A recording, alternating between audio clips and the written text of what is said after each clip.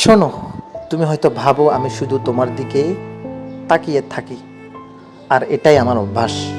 কিন্তু আসল কথা হলো, তোমার রূপের ভেতর এমন কিছু আছে যা আমাকে কেবল মুগ্ধ করে না, বিমোহিত করে। তুমি যখন হাসো মনে হয় পুরো দুনিয়া একটু থেমে যায়। তোমার সেই হাসি যেন সকালের রোদ, নরম, উজ্জ্বল আর প্রাণবন্ত। ওটা শুধু দেখা যায় না, ভেতর থেকে একরকম উষ্ণতা ছড়িয়ে দেয়।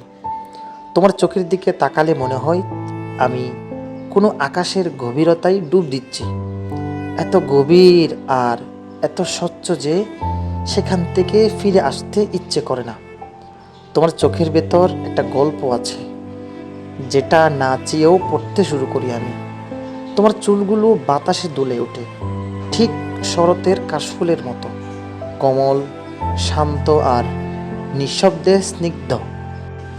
তোমার চলাফেরায় যে স্বাভাবিক স্নিগ্ধতা, সেটা বৃষ্টির পথ সবুজ ঘাসের মতো, যেখানে পা ফেলতেই একটা সতেজ গন্ধ ছড়িয়ে পড়ে।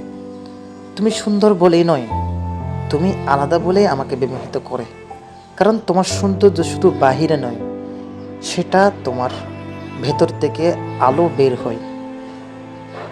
তোমার হাসি, তোমার দৃষ্টি, তোমার আচরণ, সব কিছু মিলে তোমাকে আমি একটুখানি প্রকৃতির কবিতা হিসেবে দেখি।